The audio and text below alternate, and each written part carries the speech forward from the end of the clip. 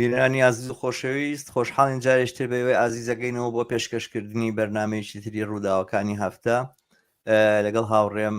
ڕەحمان حسێنزادە. ئەم کاتت باش ڕەحمان، وێدەوارم ڕۆژێکی باشت بوو بێ. زۆر سپاس دەکەم. ئەم کاتەی تۆش شاد و سڵاوم هەیە بۆ بینەران و بیسەرانی بەرنامەکەمان. زۆر سپاس. بەڵێ ئازیزان، ئەم بەرنامەیە تۆمار کراوە، بەڵام ڕۆژی پێنجشەممە 25/5 پێشکەش بە ئێوەی ئازیزەکرێ. ئەم بەرنمەیەمان سەبارەت بە دوو بابەتە. بابەتی یەکەممان زنجیرەی ئەعدامکردنەکانە لە ئێران کە لە هەفتەی ڕابردووە 3 لاوی تر لە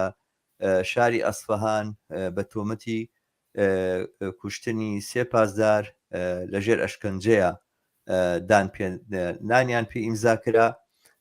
و دواتر حکمی ئەعدام دران و بە سەرەڕای ناڕەزاییەکی فراوان، سەرەڕای ئەوەی کە لە خودی شاری ئەسفەهان بوو بەهۆی هاتە مەیدانی جەماوەر و ناڕزایی دەربڕین سەبارەت بەم حکمانە. بەڵام لەگەڵەوەیە جمهوری ئیسلامی ئێران وەک پیشەی هەمیشەیی، وەک لەزەتبردنە لە تاوان و تاوانکاری سیفەتێکی ئەساسی ئەم ڕژێمەهارەیە، ئەو سێلاوەی ئیعدام کرد و ئەمە بووە سەرچاوەی ناڕزایی فراوان لەسەر تاسەری دنیاە لە ناو خودی ئێرانە کاردانەوەی لێکەوتەوە. سەرەتا ئەمانەیە سەبارەت بەوە ڕەحمان بۆمان بدوێ. هاوڕێ ڕەحمان، مەرامی جمهوری ئیسلامی ئێران لەمانە چییە؟ ینی ئەوە ئاشکرایە کە سەرڕای ئەوەی ئەعداماتانە، سەرڕای ئەو سەرکوتگەریەی کە ممارەساکرێ هەمیشە و ئەو بەختکردنەی هەموو دەستگا سەرکوتگەریەکانی خۆی بۆ ڕوبەڕووبوونەوەی سادەترین ئازادیەکانی جەماوەر لە سەرجادە لەگەڵ ژنان لەگەڵ لاوان. بەڵام ئەم خەباتە و ئەم هەوڵەی جەماوەر بۆ لە گۆڕنانی کۆماری ئیسلامی هێشتا وەکو ئاگری ژێرخۆڵەمێش زیندووە و هەر تاوناتاوێک لە جێگاو شوێنی جۆراوجۆر ڕەنگەیاتەوە دەرەکەوێ، لە فرسەدێک گەگەڕێ، لە بۆنەیە گەگەڕێ خۆی نیشان باتەوە. جمهوری ئیسلامی ئێران بەم تاوانکاری ناتوانێت پاشەکشە بەم جوڵانەوە بکە. مەرامی چییە بەڕاستی؟ چی لە پشت ئەم هەوڵە نەزۆکانی کۆماری ئیسلامی و لە پشت ئەم تاوانکاریەوەیە، جگە لەوەی کە ئیتر وەگوتم سیفەتێکی بەردەوامی جمهوری ئیسلامی تاوانکاری و ئەعدامکردن بووە کە یەکێکە لە وڵاتانەی منافەسەی چینەکە بەڕاستی لە ئاسی دنیاە بۆ ڕادی ئەعدامکردن. چینێک بە 1.4 ملیۆن ئینسانەوە بە دەسەڵاتێکیاوە سەرکوتگەریشەوە کۆی کە لە چینا هەیە، هێشتا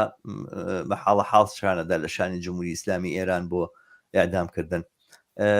جمهوری ئیسلامی ئێران چی ئەوێ؟ مەرامی چییە لەم تاوانکاریە؟ با لە پێشدا هاوخەمی خۆمان و هاوپشتی خۆمان لە بنەماڵەی هەموو ئێدام کراوەکانی ئەم دەورەیە. لەم دەورەی دوومانگی ڕابردووە تێدادێکی زۆر ئێعدام کران و بە تایبەت ئەم ئاخرین مەورد کە جمعەی ڕابردوو بوو، ئەو سێ ئینسانە عەزیزە، یعنی مەجید کازمی، سەعیدی یعقوبی، ساڵحی میرهاشمی، ئەوە بوو لە زندانی ئیسفەهان. سەرەڕای ئەو هەموو ئاعترازاتەی کە خەڵکی ئیسفەهان بە 2-3 ڕۆژ پێش ئیجرابوونی حکمی ئەدامەکەیان چوونە بەر زیندانی دەستگردی ئێسفەهان و دەنگی ئێعترازی جەماوەری خۆیان بەرز کردەوە. بەڵام جمهوری ئیسلامی کە حتا لەژێر ئەو مەوجە ئێعترازیە جارێکیان ئەلامیان کرد نەخەی شایعەیە و یانی دەنگۆیە و شتی وا نابێ. نەهایەتەن ڕۆژی جومعەی ڕابردوو بەرحاڵ باوجودیەوەی مەوجی ئێعترازی لە ئێرانە بوو، بەس ئاستی جەهانیە بوو، بێبەزەیانە ئەو سێلاوە ئاعدام کرد. ئەبێ هاوخەمی و هاوپشتی لەگەڵ بنەماڵەیان، کەسوکاریان، نزیکانیان و هەموو خەڵکێک لە ناو خۆی ئێران و دەروی ئێران کە واقعاً جەرگیان سووتە بە بیستنی خەبەری ئێعدامی ئەم سێلاوە دەرببێت. هەر وەک تۆ ئیشارەت پێکرد، جمهوری ئیسلامی لە ئێعدام جیا ناکرێتەوە. هەر حەقیقەتەکەوە لە یەکەمین ڕۆژەکانی هاتنە سەرکاریەوە بڵێن ڕۆژی دووەم بوو یا سێوەم بوو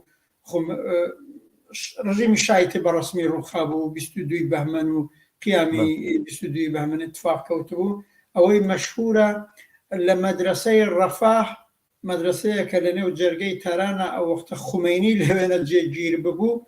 لە پشت سەربانی ئەو مەدرسەیە ئێعدامیان کرد. ئێعدامی زاهرەن ئەو وەختە کەسانێک لە ئەرتەشی ڕژیمی سەڵتەنەت و لە ساواکۆوانیان دەست پێ کرد بەبێ ئەوەی سیستمێکی دادگایی لێپرسینەوە هەموو ئەوان بیانی. لەو ڕۆژەوە جمهوری ئیسلامی لە 2 ڕۆژ 3 ڕۆژ کە لە عمری گوزەرا بوو لە پشت سەربانی ماڵەکەی کە خومێنی تیا جێگیر کرا بوو دەستکراوە بە ئێعدام و ئەوە بینین هەر لەم هەفتەشدا ئەم ئێعدامانە کراون و ئەمە ڕژیمەکە سابقەی ئێعدامی نزیک بە 20,000 کەسی لە یەک مانگدا هەیە. لە ساڵی 67 بەرحاڵ ئاماری ئۆپۆسیۆن و بەتایبەت هێزە چەپەکانەوە نزیک 20,000 جوان 20,000 ئینسان ئێعدام کرا، خۆیان دانێن بە 4 تا 5,000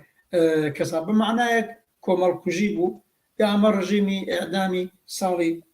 60 بوو و بەم جۆرە بۆ داسەپاندنی خۆیان و بۆ درێژکردنەوەی عمری خۆیان و کاریان کردن. یەکێک خۆ ئەتوانین بڵین یەکێک لە مەبەستەکانی هەر درێژەی ئەم بەرحاڵ تاوانکاریەیە کە تۆش ئیشارەت پێکرد لە پێناوە ئەوەی بەڵکو کۆمەلگا بترسێنن، کۆمەلگا واردە بە پاشەکشە وادار بکەن و عمری خۆیان درێژکردنەوە. بەڵام بەڕاستی ئێستا جمهوری ئیسلامی لە ڕاستیانەوە کە خامنەی و لە هەمویان جەلاترە و من پێم وایە ئاگای لە هەموو حکومە ئەدامانە هەیە و ئەم جازاتی ئەدامانە هەیە و ئەو بێ ئاگانیە تایبەت لە کەیسێکی ئاوادا و حتا لە مەواردی زۆرە تەئید کنەندەیەتی ئەو جۆرەی کە باسکەن ئەزانن ئیتر بەم زنجیرە ئێعدامانە ئەم کۆمەلگایی کە خرۆشاوە، خرۆشی شۆڕەجێرانەتیا هەیە، خرۆشی جەماوەریتیا هەیە، چاوترسێن ناکرێت. ئەی کەوایە ئیزافە بەرەوە چمە بەستێترینەکەن ئەوژەوەیە ئالەم کەیسەی کە کردیان و ڕۆژی جومعەی ڕابردوو بەڕاستی 2 سفەتی هەیە کە ئەمە تیا بەرجەستێ. یەکەم ئەوەیە ئەم 3 کەسە لە مانگی ئابانی ساڵی ڕابردووی ئێرانی 1401 گیراون، ئەو وەختەی کە دووەمین مانگی ئەم خرۆشی شۆڕجێران و جەماوەری بوو و لە ئەو جا بوو. دەرنەتیجە ئەمانیان بێتاوانانە گرتوویانن، اتهامێکیان بەسەرا داسەپاندوون، ڕاستمەنیانوێت لەو خرۆشە جەماوەریەی مانگەکانی مێر و ئابان کە لە ئەو پەڕی خۆیان بوو تۆڵە بسێنێتەوە بڵێ ئەو وەختە کاگەر خەڵکێک خرۆشان و ڕۆژەکانی ئەوستان بوو بە پانوبەرینی سەراسەری ئێرانە و خرۆشە جەماوەریە بوو، ئێستا کە دەرەجەیەک نزم بۆتەوە ئاستی تەزاوراتەکان هاتۆتە خوارەوە وەک ئەو وەختە نییە، تۆڵەتان لە یەسەرینەوە و ئەم 3 کەسەیان هەر لەبەر بەو جۆرە ئێعدام کرد. و لەلایەکی دیکەوە هەدەفێتە ڕۆحیەدان بەهێزە بێڕۆحیەکانی ئێستایەتی. ئەمانیان ئەم 3 ئینسانیان لە بەرابەر کوژرانی 3 دانە بەسیجە کە گوایەکیان گروبان بووە بەرحاڵ ئێعدام کردو. ئەیانوێ بەهێزی بەسی سوپای پاسداران ئەرتەژ نیروی نظامی ئینتزامیان بڵێن بەڕحاڵ ئەگەر ئێوە لە مەدانان بۆ جمهوری ئیسلامی ئەگەر دیفاع لە نظامەکەکەن ئەگەر کەستان سەدەمە لێبینەوە کەستان لێکوژێ ئەوە نییە لە بەرابەردا ئێمەش ئەکوژینەوە تۆتانە سێنینەوە خوێنتان وەرەگرینەوە ئەو ئەدەبیاتە جنایەتکارانە ئیسلامیەی کە ئەمان هیانە دەرنەچە من پێم وابێ بەشێک تۆڵە سندنەوەیە لەو خۆشە شۆڕ جێران و جەماوەریە و لەو تەریقۆ دیارە چاوترسەنکردن ئەگەر بیانوێ ئەگە بتوانن تەبعاً چاوترسەرکردنی جەماوە بۆ بەشێکی دیکە ڕۆحیەدان بەهێزەکانی سەرکوتگەری خۆی کە درێژە بە سەرکوتگەریان بدەن ئێوە بێساحەبنی نظامێکەیە و دەوڵەتێکەیە و تۆڵەتانە سێنێتەوە ئەمە بە خانەوادەکانیشانەدەن مەسەلەن بۆ هەر لەم نمونەدا گویان مەسەلەن ئەمە لەسەر داوای خانەوادەی ئەو سێ بەسیجە کوژراوە ئەم سێ کەسە ئەعدامەکرێنەوە گویا ئەگەر ئەوان ڕەزایەتیان بدایە ناکرا ئەمانە هەموو جوڵی فرت و فێڵەکانی خودی جمهوری ئیسلامی دروستی کردو چونکە یاسان کولەن دادگاییەک خۆ بەو معنایە وجودی نەبوو بۆ مثل ئینسانە و بە زۆری زۆرداری شتێکیان بەسەرات داسەپاندن خۆیان بەوتەی خۆیان لە ئەوڵە وەک تۆ ئیشارەت پێکرد ئاعترافیان لێ وەرگرتن گویا لەو مەدانەدا بوون و ئەو کاریان کردو بەڵام دوای تێمبا بە لەژێر زەخت و فشارە ئێمە ئەو کارەمان کردووە مەر ئاگامان لێ نییە ئەسلحەمان نەبووە ئەسەن لەو سەحنەدا هەر حوزورمان نەبووە بەڵام باوجودیوە بۆ جمهوری ئیسلامیەوە مهم بوو بە خانەوادەی ئەو سێ بەسیجیە و بە بەسیجیەکانی خۆی بڵێ ئەها تۆڵەتانم سندەوە بە نەزەرمەوە ئەو ئامانجە جنایەتکارانەیە کە خامنەیی و جمهوری ئیسلامی هەیە ڕاستە بەڵام بەرحاڵ ئەمە دیارە لە شارەکانی تاران و لە مەشهەد و لە هەندێک شاری تریشە و لە دەرەوەی وڵاتیشە دەنگدانەوەی زۆری بووە ناڕەزایی زۆر دەربڕاوە من ئاگادار بووم لە لەندەن بە تایبەتی ترس نیشتبوو ئەوەی کە نیشتبوو گیانن کە هەتا سەفارەتیان پەلامار بدرێ بە تەسخیر بکرێ خود دەستی بەسەرا بژیرە جەماوەرێکی زۆر بە تووڕێی ڕژا بوونە سەر جادە ئایا ینی چیتر بکرێ هاوڕێ ڕەحمان بۆی کە بەر بەم تاوانکاریە بژیرێ بەڕاستی چی لە توانایە هەیە بۆی کەوا ئاستی ئەم تاوانە لە کەمترین ئاستی خۆیان بێ چونکە بەڕاستی جمهوری ئیسلامی وەکو گورجێکی هار و برینداری لێ هاتووە هەر لایەکە ئەڕوادی تر قوربانی ئەگرێەوە ئەمە دروستە کە جەماوەری بێدەنگ نەکردووە بەڵام لە ڕاستیە کاریگەریشی کەم نییە لەوەی کە تەمەنی درێژ کاتەوە بەڕاستی ئەوە کە ئەبینرێت و بەرچاوە لە ناوە و لە دەرەوەی ئێرانی جمهوری ئیسلامی ئێران دەست ناپارێزێ هەر هەفتەی ڕابردوو هەواڵێکی وا بڵاو بۆ چەند ڕۆژی ڕابردوو کە گوایە لە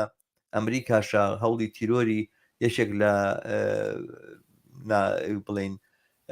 نەیارانی جمهوری ئیسلامی دراوە خۆی کوژراوە کوڕەکەی برینار بووە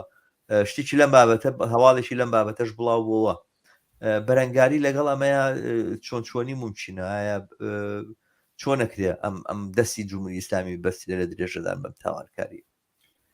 با من لە پێشاوە بڵێم بەرابەر بەم زنجیرە ئەدامانەی کەوتم هەرم سێ مەوردە نەبووە لەم یام سێ کەسە نەبووە لەم دومانەدا بەڕاستی تووڕەیی و بێزاریەکی ئیعترازی زۆر هەم لە ناوخۆی ئێران و هەم لە دەرەوەش بووە و ئیعترازاتی جۆرا و جۆریشی لێکەوتەوە بە تایبەت وەختێ باسی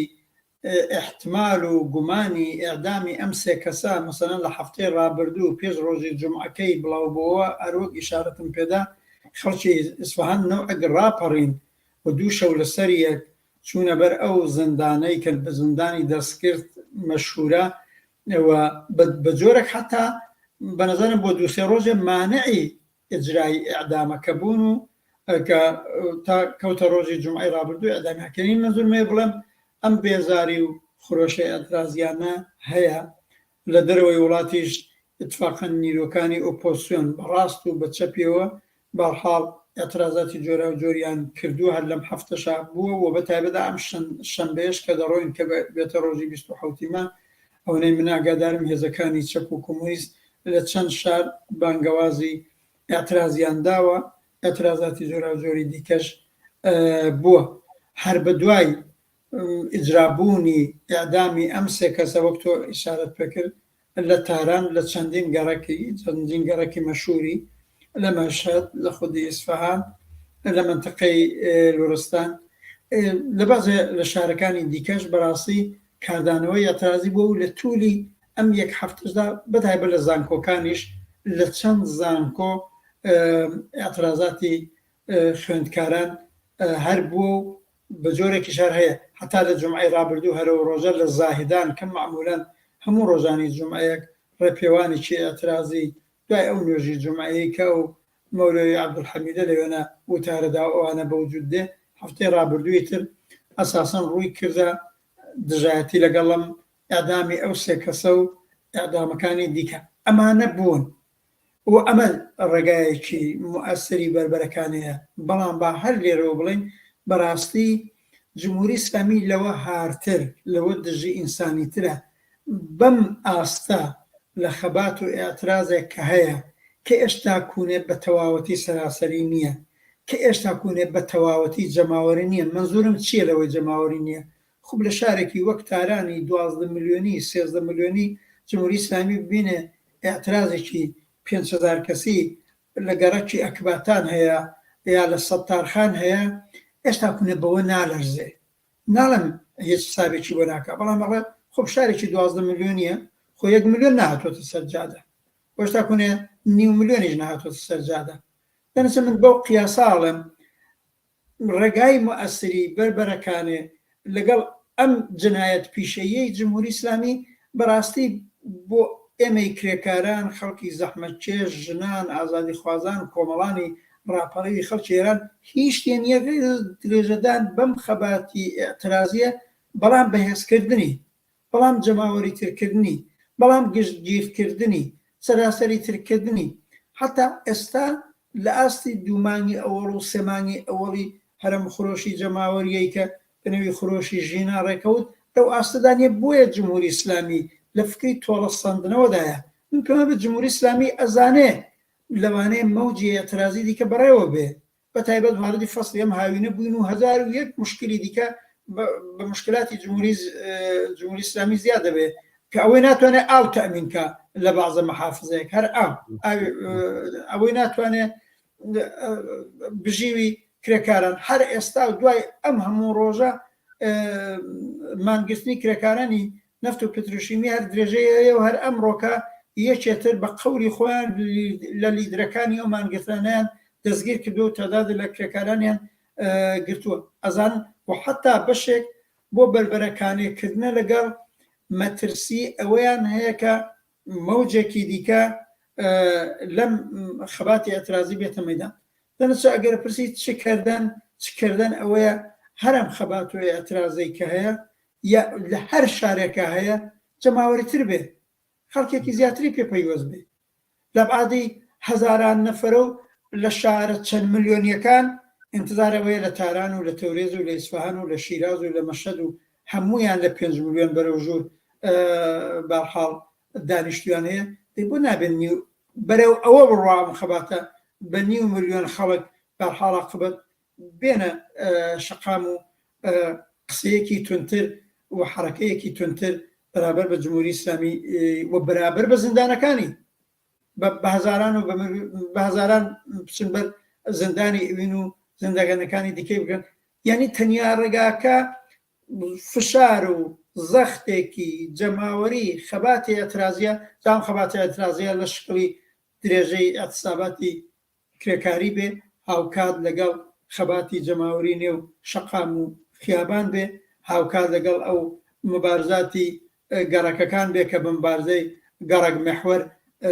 مەشهور بوون هەرەوەی زانکۆکانە بینین لە جێگای خۆیاندا خەباتەکەن ئەتراز ئەکەن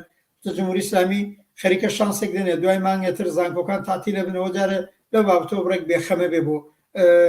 2-3 مانگی بەڵام ئەو خوێندکارانە هەموو گەڕێنەوە گەڕێکی شارەکان، گەڕێنەوە نێو شارەکان، گەڕێنەوە نێو بنەماڵەکانیان، ئەتوانن لەوێنە ئەتفاقن بزوێنەری نەسڵی جوان، بزوێنەریم خەبات جەماوێت. دەنەچم منەڵام قسەکەمەوەیە ئەم خەبات و ئێعترازەی ئێستا هەیە و زۆر باشە، دەستی هەمووانە خۆش بێ لەو شەڕایتە سەختەیە دێنە مەیدان، بەڵام ئێستا کوونێ ئەو دەرەجە قودرەت و ئەو دەرەجە توانی پێک نەهێناوە کە ئیتر دەستی جمهوری ئیسلامی کورد کە بڵێ ئیتر لەوە زیاتر ئەگەر ئیعدام کەم ئیتر نەتەنیا کۆمەکم ناکا بۆ درێژبوونەوەی عمرم، بەڵکە عمرم کورترەکاتەوە. دەنەچە خەباتێکی پان و بەرینی کرێکاری و جەماوەری گەورەتر پێویستە بۆ بربەرەکانێکردن لەگەڵ ئەم مەوجە ئەدامانە. بەنظرم ئەوەی کە باز دەکرێت قسەی هەیە، ئەنێ من هەواڵێکی ئەوان بیستوە کە نزیکی 90 تا 100 کەس لە لیستی ئەدامەکانایەوە خەریکە ئەم جمهوری ئیسلامی ڕاستی بەنیازی ئەوەیە کە ئەم ئەدامانە ئەنجام بدا. مەسەرەن ناوی ئەم لیستە ئەمانە چێن کە نیازی ئەدامکردنیان هەیە و ئەو دادوەرانی کە ئەم حکومانەیان دەرکردووە، ئەو دادوەرانی کە ئەم حکومانە سادرەکەن و سەرنجام جێبەجێکرێەوەمان، ئەمانە ناسراون، ئەناسرێن ئایا لە ناوەندە نێو دەوڵەتیەکانە. بۆ نمونە خەبەرێکی وا بوو کە پێشتر گوایە کۆمیسیۆنێکی تایبەت دروست کراوە لە بڵین نەتەوە یەکگرتووەکان بۆ متابعەکردنی کەیسی ئێران و کەیسی مافەکانی مرۆڤ لە ئێرانە. ئایا ئەم ناوەندانە هیچ ئەجوڵێن بۆ ناساندنی ئەم تاوانکارانە؟ ئەوەی کە بووە بە ڕسم و عادەت ئەوروپا ناوە ژمارەیەک لە ناوەکانە خاتە لیستی بڵین بایکۆتکردنەوە یاخود مقاتعەکردنەوە. ئەم کارانە ئەنجام دراوە، ئەنجام ئەدرێ. بەڵێ ئەوەی باس ئەوە هەیە کە 90 تا 100 کەسی دیکە لە لیستی ئەدامدا هەیە، دەنگۆکەی هەیە. ئێشتا کوونێ چەندە قەتعی بێ نازانم، شاید نازانم، ینی نێوەکان نەوتراوە. ئەوەی تۆ پرسیارەکەی نێوەکان نەوتراوە، یا من حەدیقەل ئێشتا کوونێ تا ئەمڕۆ پێشە مقابلەیە لەگەڵ تۆش گەڕاوم، ئێشتا کو نێوێک لیستێک نەبووە، تەنیا نێوی یەک کەسی دیکە هەیە. بۆچی؟ ئەوە ئام پەروەندەکەی ئەکتوێلە قوبادلوی نێوە جوانێکی 22 ساڵەیە، ئەویش هەرم ئێتهامی لەسەرەکە گویا نازانم بە سەیارە لێداوە کەسێکی هێزە سەرکردەرەکانی کوشتووە، ئەویش هەر وەک ئەم سێ کەسە هیچ بەڵگەیەکیان بۆی نییە. لە کوردستانی ئێران هیچ ناوێک هەیە؟ هیچ باسێک لە کوردستانی ئێران، لە بەشی کوردستانە لە کوردستانی ئێران وەکو هەڵسوراوی سیاسی یا بەندکراوی سیاسی ئالەم هەفتەدا نەمبیستووە، بەڵام وەک نێو لە بیرم نییە، بەڵام کەسان کەوتویانە گۆیا بە جرمی چودانم ڕووداوی دیکەی کۆمەڵایەتی یا تاوانکردن کۆمەڵایەتی جیران و ئەوانە جرمی کۆمەڵایەتی جیرانوانە نێوانە وتراوە. هەر لەم هەفتەدا کەسانی دیکەشان بەونێوە بنێویەوەی لە باندی مادە هۆشبەرەکانان یا هەرچی بەوانە کەسانیان ئەدام کردووە. جادەنە اتفاقاً ئەمە باش بوو هاتە پێشێ جێگای هوشیاریدانە بە کۆمەڵانی خەڵک ئەگەر ئاعتراز کرێ بەرابەر بە ئەدامەکانە بێ بەرابەر بە گشت ئەدام بکرێ، بەرابەر بێعدامی ئەو کەسانش بکرێ کە مەسەڵەن حتا فەرزکەین کەسێک باقان خوازرا و یانە خوازرا و قەتڵێکی کردووە، ڕێگاکەیەوە نییە ئەدام بکرێتەوە. ئەو باسێکی دیکەوە بێ لە جەیەکی دیکە بیکەین. جمهوری ئیسلامی اتفاقاً ئەو کەیسانەش تێکەڵ کەیسە سیاسیەکانەکە هەر بۆ چاوترسنکردنی کۆمەلگا و بۆ ئەو هەدەفە چەپەڵانەی کە هەیەتی ئەڵعانە بێ بەرابەر بە هەر نەوع ئەدامکردنێ لەو کۆمەلگایەدا ئەبێ هەڵوێست وەربگیرێ و خەبات بکرێ و خۆشبەختانەی کەوتونێت سەرەوە دەورە. با من لێرە شتێک بڵێم، لەنێو ئەم زنجیرە درێژەدان بە ئەدامەکانی جمهوری ئیسلامی ئەوزا زۆر گۆڕاوە. ئەوە بزانین جمهوری ئیسلامی 30 ساڵەوە پێش وەختێ داری ئەدامی دانا بەداخەوە. ئەو وەختە ئەوا بوو خەڵکانێک بە 500 و بە 10,000 کەسە چون تەمەشانە کردو چەپڵیان بۆ جمهوری ئیسلامی لێدا لە ئەدامیەوە کە ئەیکرد. بەڵام ئەڵان درست بەرعکس بۆتەوە. لە ئیسفەهانێک کە مەشهور بوو یەکێ لە بنکەکانی ئەسڵی سوپای پاسداران و بەسیجی جمهوری ئیسلامیە بەتایبەت لە شەڕی ئێران و عێراقا، ئەڵان ئەو خەڵکە ڕائەپەڕن بە 2 ڕۆژ و بە 3 شەو ئەچنە بەر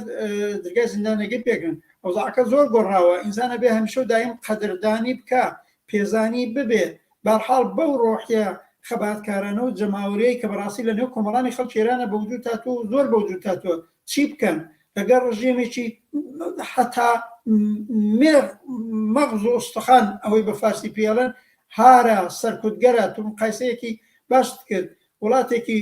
وەک چین 1 ملیارد و 400 میلیۆن نفوسی هەیە بەرحەڵان ڕژێمەکەی ئەویژی استبدادیە سەرکوتگەرە هەرچێکا بەڵام ڕادەی ئەدامەکەی جمهوری ئیسلامی بەقەد ئەوانە ینی تقریبەن چۆن بڵێم ئەگەر بە نفوس حەسێبیکەی ئەگەر بەو رابطێ بایە چین 200 بەرابەری جمهوری ئیسلامی ئەدامی بکەدا جا لە ئاستی تەوازنابوون ئەوەیە منزومێ خەڵکی ئێران لەگەڵ ڕژێمێکی ئاوا ڕوبەڕوون بۆ زۆر شتیان گۆڕیوە هەرم فەزا خەباتکارانش کایە دەرنەچێت بەڵێ دەنگۆی ئەوە هەیە کە ئەو لیستە هەیە بەڵام ئەوە ئێستا کوونە زۆر قەتعیەتی نییە و ئەتوانێت جزوی شەڕێکی ڕەوانی بێ کە جمهوری ئیسلامی لەگەڵ کۆمەلگایکە هەر بۆ ترساندن و بۆ بەرگرتن بە ئەترازەکان و ئەوە لەین عەڵاش توانێت بێتە باعثی تووڕەیی و بێزاری زیاتر ئەتوانەوە دەرسێکی بۆ هەموو خەباتکارانی کۆمەلگای ئێران هەیە کاگەر ئەو دەنگۆیانە هەیە کەگەر ئەو قسانە هەیە بۆ بێدەنگکردنی جمهوری ئیسلامی بۆ کۆتایی هێنان بە دەنگۆکانیشی هەرە بە بینە مەیدان هەرە بە خەباتی ئەترازی وجودی بێ ئەبێ زیاتر جمهوری ئیسلامی بکەوێتە ژێر فشارەوە و خۆی لە مەترسی زیاترا ببینێ تاوەی نەتوانە حتا دەنگۆی ئەعدام بڵاو کاتەوە تاوەی ئەعدامەکان ئیجرا بکە لە ئاستی نێونەتەوەیە چکراوە بۆ بەشێکی تاوجەی بە ئۆپۆزیسیۆنی سیاسی ئێران بە چەپ و ڕاستیەوە بگرێ ئینسافەن ئێعترازەکان خەباتەکەن هەرو نمونی بە سەفارەتی جمهوری ئیسلامی لە لەندەن بەڵێ وابوو لە 4-5 ڕۆژ لەوە پێشە حملەی پێکرا پۆلیسی یاقبەت بریتانیاوانە فریانەکەوێ هەموو جارێ بۆیان ئەپارێزێ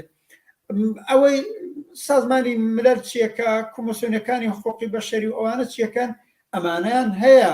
خۆتەمەشای بکەی کەیسی جمهوری ئیسلامی لە تووری عمریا هەمیشە و دایم ساڵانە ئەم نەهادی حقوق بەشەری نەتەوە یەکگرتووەکان نوێنەری تایبەتی بۆ دانێ نوێنەری تایبەت بۆ کەیسی بە ئیسلاح حقوق بەشەری جمهوری ئیسلامی دانێ بەڵام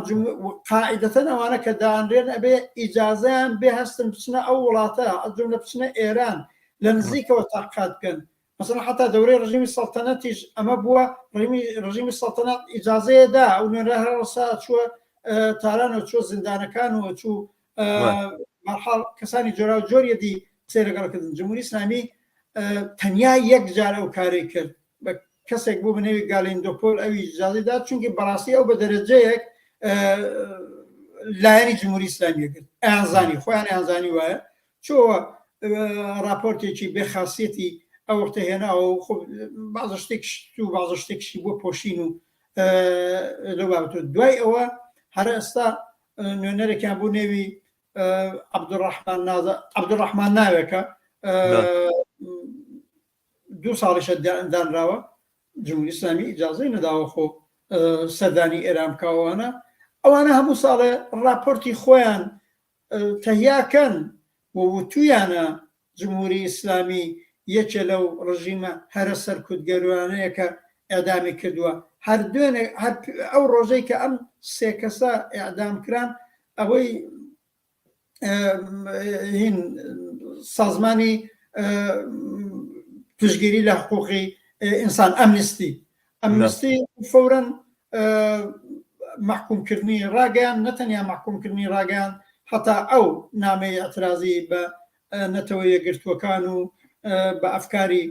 جەهانیدا و هەتا ئەوان نوعێ بە گازەندەیەوە باسی ئەوەیان کرد کە لە ئاستی نێونەتەوەی بە ئەندازەی کافی زەخت ناخرێتە سەر جمهوری ئیسلامی کە تا دەستی کۆتا بکرێ لەم ئەعدامانە ئەم کارانە کراون من ناڵم بێتەسیرن بەڵام بەڕاستی جمهوری ئیسلامی زۆر گوێ ناداتە ئەوانە ئەوەی جمهوری ئیسلامی مەجبور بکە کۆتایی بێنێ بەم زنجیرە لێ ئەدامەکان و ئەوە تەنیا خەباتێکی لێبراوانەی جەماوەری تر لە ناوخۆی ئێران و تەڵعاان لە ئاستی جیهانی شاتوانێ بکە ئێمە بێ یعنی وەکو خەباتکارانی کۆمەلگای ئێران لە خەباتکارانی کرێکاریەوە بگرە لە پێشڕەوانیەوە بگرە لە ڕابەرانیەوە بگرە لە هی مامۆستایان و معلمانەوە بگرە لە هی زانکۆکانەوە بگرە لە هی گەڕەکەکانەوە بگرە ئەبێ بیر لەوە بکرێت چۆن هەنگاوەکانی دواهاتوو بەهێزتر بێ قەویتر بێ لێبراوتر بێ جەماوەریتر بێ ئەوونە جەماوەری بێ بە ئاسانی جمهوری ئیسلامی نەتوانێت ئەو دەستگیرکە و بازداشتیکە و سەربەرستیان کە هەر لە بەرابەر ئێدامی ئەم سێدانە لاوەدا ئینسافەن تەشەکوری شۆڕای سنفی معلمان دەمنەپرسی بە ئەو پەڕی بوێری هەڵوێستیان دەربڕی بوو بە ڕاگەیانێکی زۆر بە معنایەک قاتە ڕۆشنیان دەرکرد بوو دێ ئەو قسە قاتع و ڕۆشنانە عاقبەت بێ ڕێگاکەی هێزێکی جەماوەریتری خەباتکارانە بێتە پشتەری و بێتە مەیدان تا جمهوری ئیسلامی بە پاشەکشەوادارکە. دقیقەن ئەمڕۆ ڕۆژگارێکە کە ئەو خواستەی ئەو 20 تەشەکولە سنفی و مەدەنی ئێران کە باسی بۆلالانی حکمی ئەدامەکان بەڕاستی جێگەیەتی کە تاکیدی زۆرتری لەسەر بکرێەوە ئێوەش باستان کرد حکمی ئەدام و سزای ئەدام نەک ئەو کاتی کە بەرامبەر بە ئازادی خوازان و خەباتکاران ئەنجامە درێت تەنانەت بەرامبەر بە تاوانکارانیش کۆمەڵگا نابێ قوبوڵیکە قوبوڵکردنی سزای ئەدام ینی قوبوڵکردنی دەسەڵاتێکی سەرگوتگەر کە تۆڵە لە کۆمەڵگا بکاتەوە. بەرحاڵ ئەم باسەمان تا ئێرە کۆتایی پێدێنین بچینە سەر باسێکی تر و مەسەلەیەکی تر لە ئیدامی قسێکی هەڵانی تۆ شارێکی باشت بەو بیزنەهاد و ڕێکخراوەی کە ئەو منشورەیاندا و ئیتفاقەن یەکێ لە خاڵەکانیان هەر پایاندان بێدامە دێڵام ڕووەکەمەوە ئەو بیزنەهاد و ڕێکخراوە ئەوانە بێ بزوێنەری حرەکەتی ئەترازی و جەماوەری گەورەتر بن بۆ جێبەجێکردنی هەم خاڵەکەی خۆیان و هەم بربەرەکانی لەگەڵ ئەم شتی جمهوری ئیسلامی بە کۆمەلگای داسپۆن. دقیقەن وایە بۆ ئومێدەی کە کار و هەڵسوڕانی جدیتر و فراوانتر لە ناو دەرەوەی ئێران ببینی. دەست خۆش هاوڕە ڕەحمان بچینە سەر باسێکی تر کە لەم ڕۆژانەی ڕابردووە یەک دوو ڕووداوی زۆر سەرنجڕاکێش ڕوویاندا. یەکێک لەوانە ئەو ئیدانەیە کە ڕەزا پەهلەوی کوشتن یاخود حملەیەکی سەربازی کرد بۆ سەر پادگانێکی سوپای پاسداران و کوشتنی چەند کەسێک و بە ناوی پارێزەرانی سنووری ئێرانەوە ناوی هێنان کە بە جۆرێک وەک چاوبڕکێ و هەوڵێکە بۆ ڕاکێشانی تەمایل و لایەنگریە لە ناو سوپای پاسدارانە و خەڵکانێک ئەتوانن بە سەوداگەریش لەگەڵ سوپای پاسداران و سوپا بەگشتی هێزە چەکدارەکانی کۆماری ئیسلامی ئێران بەگشتی بیبینن و لەلایەکی ترەوە ڕووداوێکی تریش لە لەندەن لە هەر لە بەرامبەر ئەم حکمی ئەدامانەیە خۆپیشاندانی قەراروا بوو بکرێت یەکێک لە هەڵسوڕاوانی سیاسی و بەڕاستی فەرهەنگیش کە شاعیرێکە بە ناوی عالی پەیام لە کۆبوونەوەی سەڵتەنەت تەڵەبەکانە دەرەکەوێت ئەوە هیچ کە دەوری لێدەن و عەزیەتیەکەن و قسەی پێڵێن و جنێوی پێدەنەوەوانە سەرباری ئەوە هەتا وەک باسەکان تەعەڕوزی جنسیشان پێکردووە یعنی بە جۆرە لە جۆرەکان شاپەرستەکان و سەڵتەنەت تەڵەبەکان هێشتا هیچ ڕووی نەداوە لە ئێرانە هەر لە ئێستاوە زەرفیەت و توانایی یاخود ئەو لێهاتوویانی خۆیان لە بواری سەرکوتکردن و دەمبەستن و ئەوانیان نیشانە دەنەوە لە لایەکی تریشەوە ئومێدێکیانەوەیە کە پارێزگاری لە ئەو دام و دەستگا سەرکوتگەریە بکە کە جمهوری ئیسلامی ئێران هەیەی و بە جۆرێک لە جۆرەکان سوپا و سوپای پاسداران بە تایبەتی بە ئامرازێکی هەیمەنەکردنی دەسەڵاتی داهاتوی خۆیان لە ناوچەکەیە ئەبینن هەر بۆیە هەوڵەدەن کە ئەم دام و دەستگایانە بپارێزن بەڕاستی ئەمەی کە ڕوو ئەدات و ئەمەی کە ئەیبینین بەشێک ئەتوانێت نیشاندەری شکست و پەردە هەڵماڵین بێت لەسەر ماهیەتی کۆنەپەرستانە و دواکەوتوانە و دژی ئازادی دژی ئینسانی ڕەوتی شاپەرست و خودی ڕەزا پەهلەویش، بەڵام لەلایەکی تر بەڕاستی مەترسیەکیشە لەسەر ئەم جوڵانەوەیەکە لە ئێرانە هەیە. ینی نەتەنها لە ناو ئێرانە لە دەسەڵاتە لە ڕیزەکانی ئەوەی کە پێوتری ئۆپۆزیسیۆنیش ڕوتێک هەیە کە ئەوێ پارێزگاری لە سەرکوت بکاوە هەموو ئەو دەسەڵاتە سەرکوتگەرانی جمهوری ئیسلامی ئێرانەوە نە ساڵە پێچیەوە ناوە بە جۆرە لە جۆرەکان بیپارێزێەوە بیهێڵێتەوە بۆ ئیدامەدانی بێمافی و ئیدامەدانی زەوتکردنی ئازادیەکان و زەوتکردنی مافەکان و پاشە کشە پێکردنی بەڕاستی ئاستی تەوەقع و چاوەڕوانەکانی خەڵک لە ئایندی ژیانی خۆیان و لە بەختەوەری لە دوای جمهوری ئیسلامی. ئەم ڕووداوە من پێم وایە تۆ باشتر متابعەت کردووە، حەزەکەم تەفاسیلەکانی باس بکەیت و چۆنیەکەوە ڕەزا پەهلەوی ئاوا لە پڕێکا بەبیری ئەوەی عادێتەوە کە ئیدانەی هێرشێ بکا بۆ سەر سوپای پاسداران و ئەمە لە سیاقی چییە معناپەیاکەوە چۆنیە بێ بخوێنرێتەوە؟ بەنظرم بە هەر لەم فاکتە مشەخەسەوە دەست پێ بکەین وایە لە 3-4 ڕۆژی ڕابردوودا عاقبەت گروپێکی وەبزانم مەسەبی بلوچیشە کە دیارە لە خاکی پاکستانیشە ئەوە دیارە بنکە و بارگەیان ببێ، عاقبەت ئەوان حملەیان کردووە بە پازگایەکی مەرزیە، شوێنێکی مەرزی سوپای پاسدارانە یا ئەرتەشە لە وێنە هێزیان بووە، 4 کەس کوژراون لە هێزی نظامی سوپای پاسداران یا ئەرتەشی جمهوری ئیسلامی ئەوە بوو. ڕەزا پەهلەوی کاردانەوەکەی پەیامێک بووە کە سەرنجڕاکێشەرە و محکومی کردووە بە عنوانی ئەمەلێکی ترۆریستی. ئەمە شتێکی لە ناکاو نییە، ئەما بێت لە درێژەی سیاسەتێکایە کە خودی ڕەزا پەهلەوی لە ساڵانی ڕابردووە لە مناسبەتی جۆرە و جۆرە باسی ئەوەی کردووە بێ قەوارەی سوپای پاسداران بپارێزرێ، بە تایبەت ئەرتەش هەر بەگشتی هەموو شتێکی بپارێزرێ. ئەو سەرەکەیەوەیە بە نەزەری ئەو کەسانێک لە سەرکردە ئەسڵیەکانی سوپای پاسداران و ئدعایەکی واش پۆزێکی واشەکرێ ئەگەر معلوم بە پەروەندەیان هەیە و معلوم بە جنایەتیان هەیە کە ئەزانن بە هەزاران و بەدەیان هەزار کەسیش لەنێو سوپای پاسدارانە پەروەندەی جنایەتکارانیان هەیە لە دژی خەڵکی ئێران کە حتا لە نێو ئەرتەش و ڕەدەکانی باڵای ئەرتەشی ئێرانیشە وجودی هەیە. ئەم دوو هێزی سەرکوتگەرە سوپای پاسداران و ئەرتەش وەکو بەڕاستی ئەرتەشێکی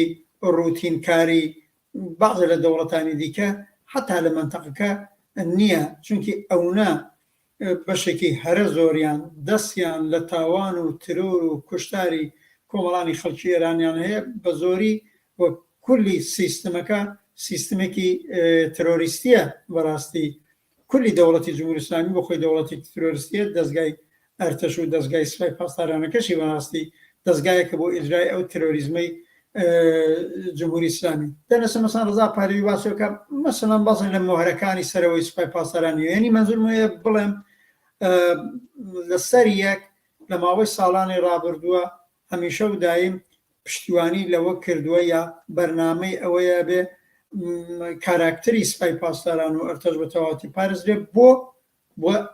دابینکردنی ئەمنیەتی دواڕۆژی ئێران دوای جمهوری ئیسلامی. پارەهاوتێتی مەگەر نامانەوێت هەر ئەمنیەتی و کۆمەلگایە بەچێ پارێزینە بێ هەر بەم کەسانەی پارێزن ئەوانە سەربازانی وەتەن و هەر شتێکن. هەر خودی ڕەزا پەهلەویش نییە، زۆرە لە ئیدۆلۆگەکانی مەشروتە خواز و سەڵتەنەت تەڵەب، مەسەڵەن بۆ نمونە وەزیر خارجەی دەورەی باوکی نێوی ئەردەشیری زاهیدی بوو و زاوای خودی شاش بوو، بەمعنایە زاوای خودی ڕەزا پەهلەویش بوو لە خوشکێکی کە لە باوکیەوە هەیە شاهنازینەوە ئەوڵی مناڵی محەممەد ڕەزای پەهلەوی بوو، لەو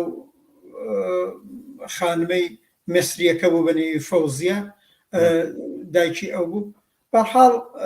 ئەو وەختە قاسم سلەیمانی کوژرا فرمێسکی بۆ ڕشت ئەردەشیری زایدی وەزیری خارجیە و پیاسانەوە قارەمانی وەتەن بووە، قارەمانێکی وەتەن کوژراوە. ینی ئەو جۆرە لە نێو مەشروتە خوازان و لە نێو سەڵتەنەت تەڵەبانە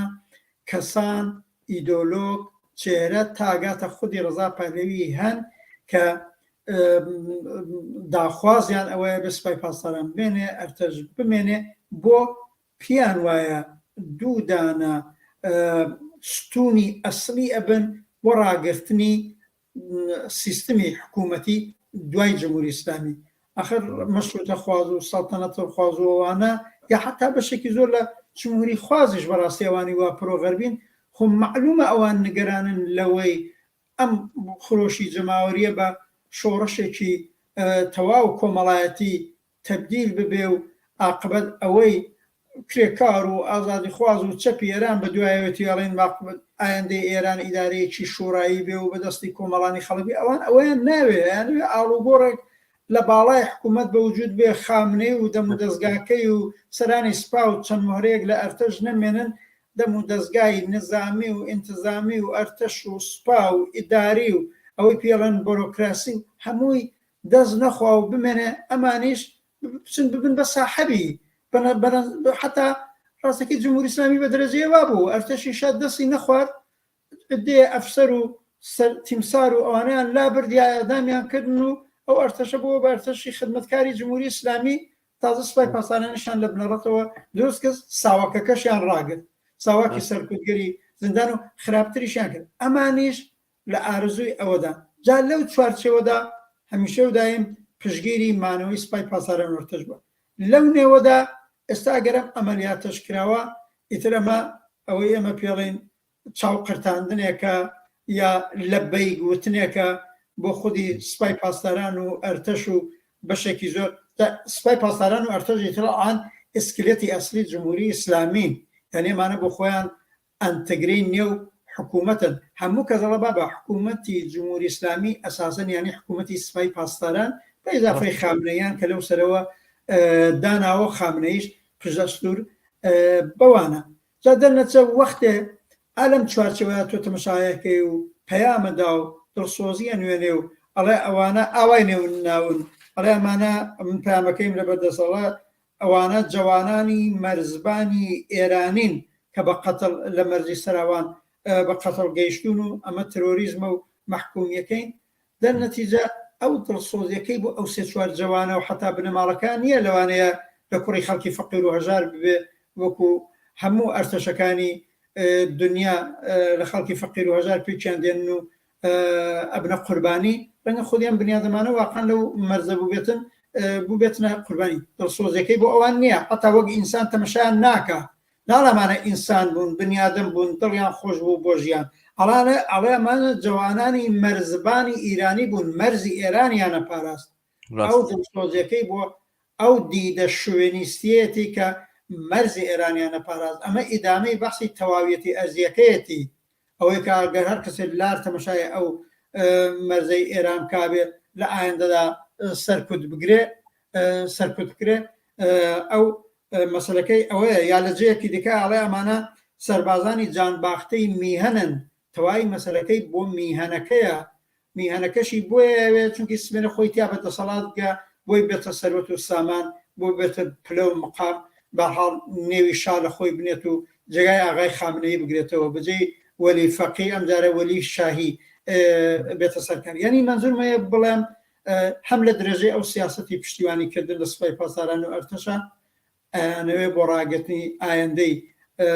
دەم و دەستگای حکوم وەختیاڵەن ئەمنیەتی ئێرانیش پارێنانی ئەمنیەتی ئەو حکوومەتی ئێمە هێنین سەرکار هەمڕێ ڕەحمان من وازان تۆش لەگەڵ من موافقی بۆ ئەوە ینی لەم ڕۆژگاری وەکو ئێستایە لە بەرامبەر ئەم دۆخی کە لە ناو ئێرانە هەیە جۆرێک ئەو کردەوە سەرباسیانە یا پەلاماردانانە بۆ پادگانەکان یا وەسەر هێزە سەرکوتگەرەکانی جمهوری ئیسلامی ئێران و شەڕ و دەستبردن بۆ چەک و ئەمانە زۆرتر خزمەت بە استراتیجی جمهوری ئیسلامی ئێرانەکە و لەم بابەتەوە نە من و نەتۆش بوازانم کە بە هیچ جۆرێک مدافعەوە نین کە ئەوەی کە ئێستا ئەم جۆڵە جەماوەریە هەیە لە ئێرانە تەبدیل ببێ بە شتێکی چەکدارانە و شەڕێک لە بینی گروپی چەکدار و هێزە سەرکوتگەرەکانی جمهوری ئیسلامی چونکە شتی لەم بابەتە بەڵێ ئەتوانێ مەسەلەن دڵی ئەوانەی کە تاوانیان بەرامبەر کراوە بۆ نمونە میعدامانەی کە لە ئەسفەهانە کراوە بۆ بەیانەکەی پادگانێکی سوپای پاسداران لە ناو شاری ئەسفەهانە بتەقێنرایەتەوە ممکن بوو 4 کەس بڵێ دەی دەستیان خۆش بێتەوەوانەوە لە پەنات لە بەرامبەر تۆڵەی ئەو سێلاوەیە کە ئیعدام کرانوانە ئەم ڕووداوە ڕوویداوە بەڵام ئەمە دیارە لە کولیەتی خۆیان لە هەموو وێنەکە سیرەکەی هەموو تابلۆکە ببینی ئەمە زۆرتر کارێکەکە کە ئەم جوڵانەوە جەماوەریە تا ئێستا پاشەکشەی نەکردووە بەڵێ داکشان و هەڵکشان و داکشانی هەیە تا ئێستا نەوەستاوە بەڵام ئەمە لەوانەیە دەرگای دەواازەی لە بەردەما دابخە و جۆرێک لەم دۆخە بێتەکایەوە هیچ بە قازانجی جوڵانەوەی جەماوەر نییە بەڵام ئەمە بۆ خۆی شتێکە کە بڵێ نێمە پێمان دروست نییە پێمان باش نییە بەڵام ئەوەی بێ دابنیشی ئیدانەی کوشتنی کۆمەڵێک تاوانکارکەی کە چەکیان بۆ کۆماری ئیسلامی ئێران هەڵگرتووە گوایە ئەمانە پارێزەرانی سنوورنەوەوانە ئیترەوە هەر نیشانەی ئەو واقعێتە و ماهیەتەتی کە ئەم جوڵانە و ئەم ڕەوتە هەیەی من ماوەکانی ڕابردوو شتێک سەرنجی ڕاکێشام لە هەڵوێستیانە لە بەرامبەر ئەو کەمپینە هەیە کە بۆ ناساندنی سوپای پاسداران وەکو بڵین ڕێکخراوێکی تیرۆریستی یاخود دەستگایکی تیرۆریستی کەمپینێکی لەم بابەتە هەیە پەرلەمانتارێکی سوێدیش بەڕاستی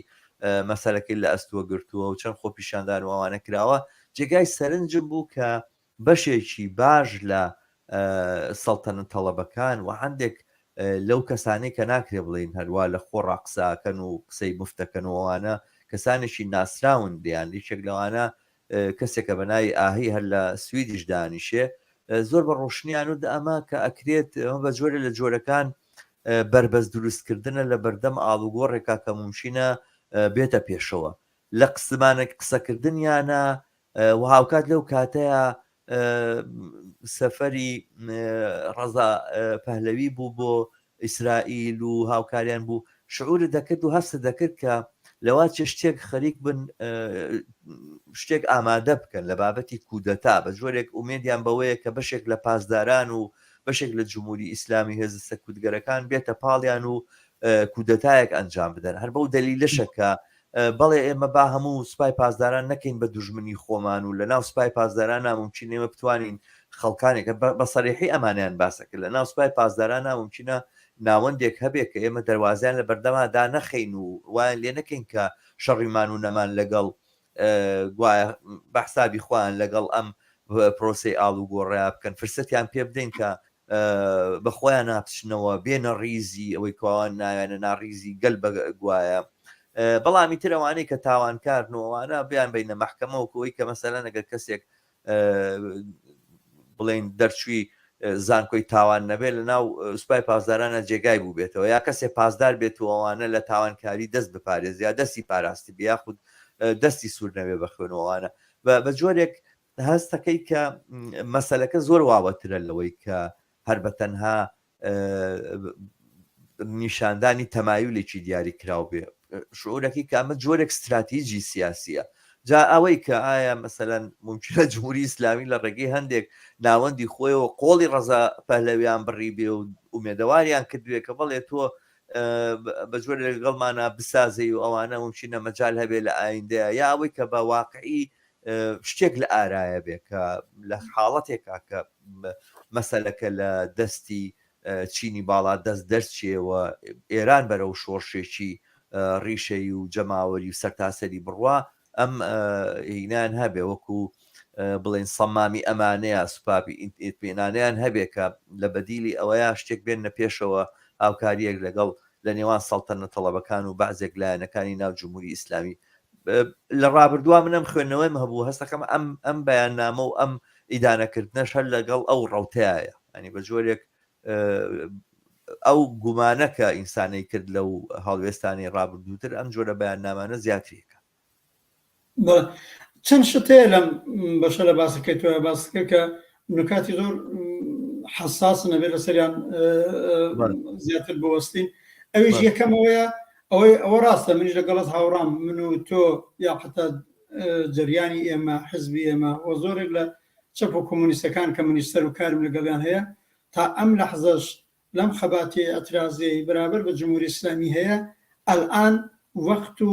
دەورەی ئەوە نییە دەست ببرێ بۆ چەک و بەکاردانەوەی نظامی و بە ئەقداماتی نظامی پێمان وابێ باحاڵ خەباتەکە هەنگاوێکە بینە پێشە. نا ئێستا و لەم تەناسبقادا ئەوە کۆمەک ناکە هەر بەهێزکردنی ئەو خەباتی کرێکاری بە مانگرتنەکانەوە گرتوێتی یا خەباتی جەماوەری شارەکان، خەباتی گەڕەکەکان، زانکۆکان، ئەوەی لە بەشی پێشووی قسەکانمانە حتا بەرابەر بە ئێدام باسمان کرد. ئەوە بە نەزەرم کۆمەکەکە. بەڵێ هەر ئەقدامێکی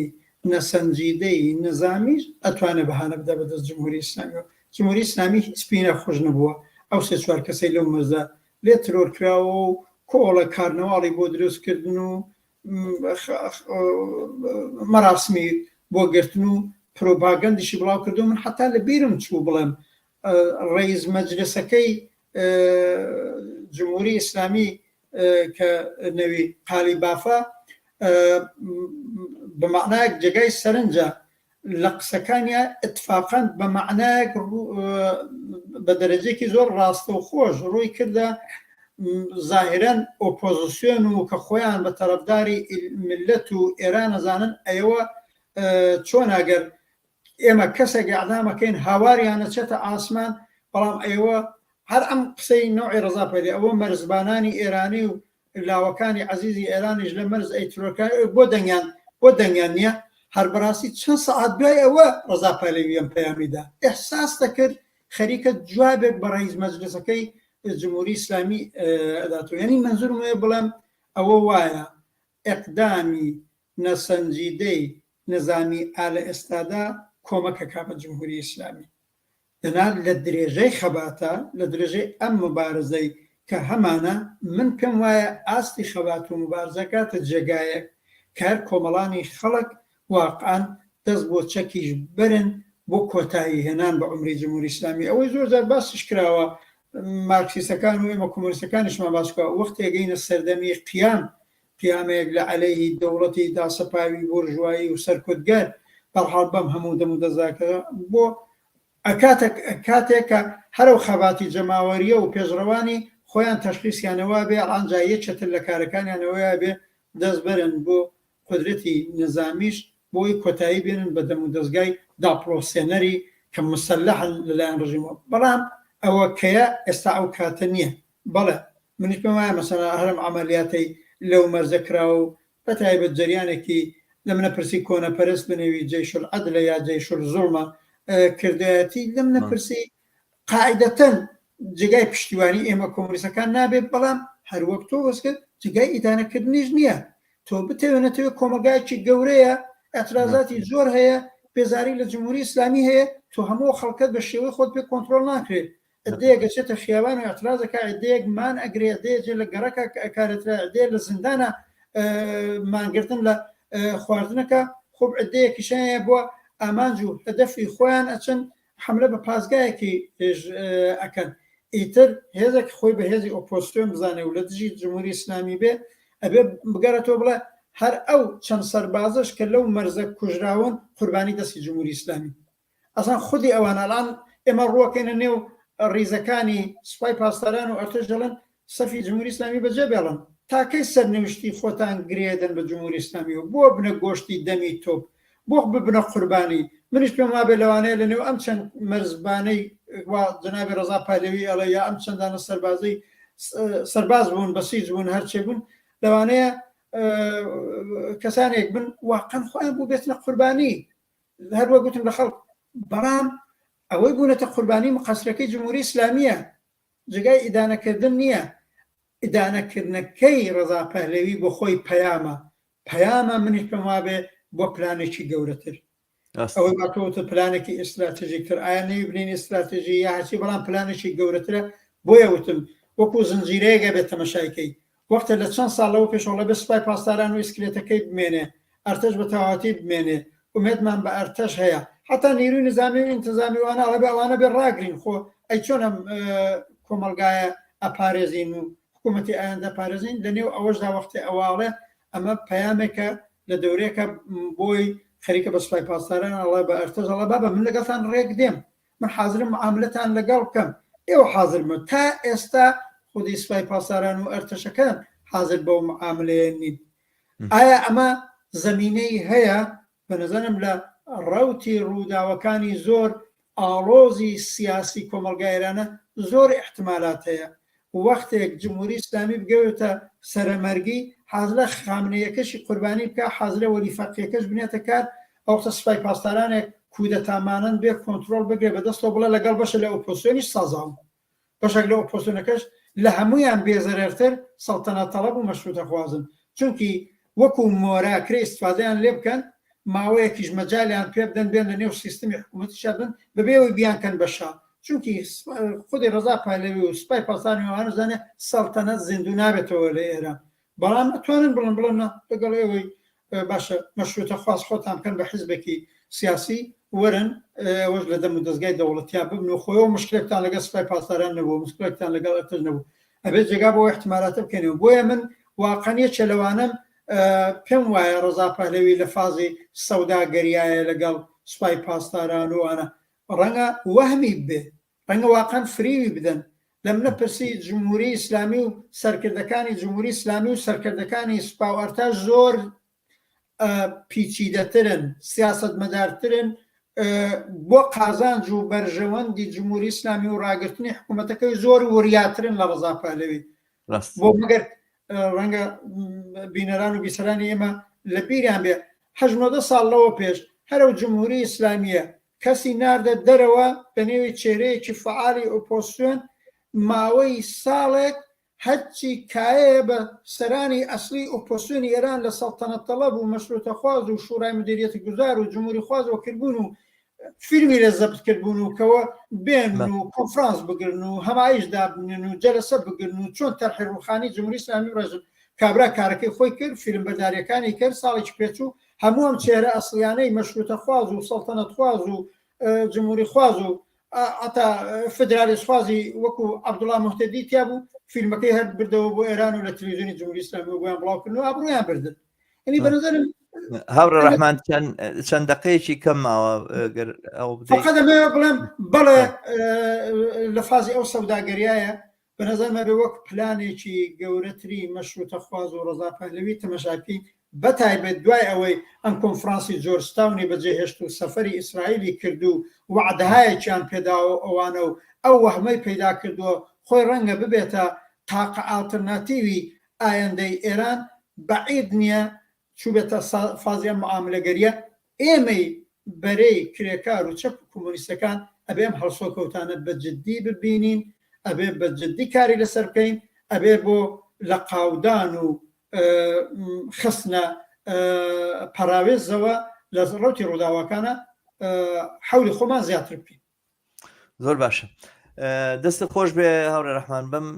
جۆرە هاتینە کۆتایی بەرنامەی ئەم ڕۆژمە پێم وابێ لەسەر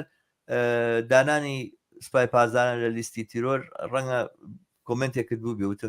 بیرت نەچێت لەو بابەتەوە ویست قسەیە بکەی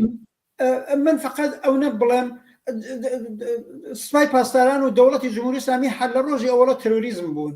ئەوانەی کە ئەلان ئەم 1 ساڵ و ئەم 2 ساڵە خەبەریان بۆتەوە پارلمانتانە ئەوروپایانە کە تازە بیان خەنە لە لیستی تەرۆریستیەوە لە منە پرسی ئاوان سەدەن بە سوپای پاسداران کەمپینەکە کەمپینێکی زۆر هەرخوازانە نییە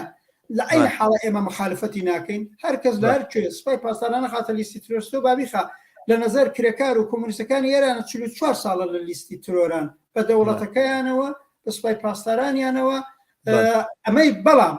مەشروطە خوازان لە دژی ئەوان بکەوێتە لیستی ترۆرەوە هەر ئیدامەی ئەو سیاسەتەیە کە دفاعەکەن لە سوپای پاسداران دقیقە دەستەکانە خۆش بێ زۆر سپاس پێویستە لێرە بەرنامەکەمان تەواو بکەین بە بینەرانمانەڵین تا دیدارێکی تر و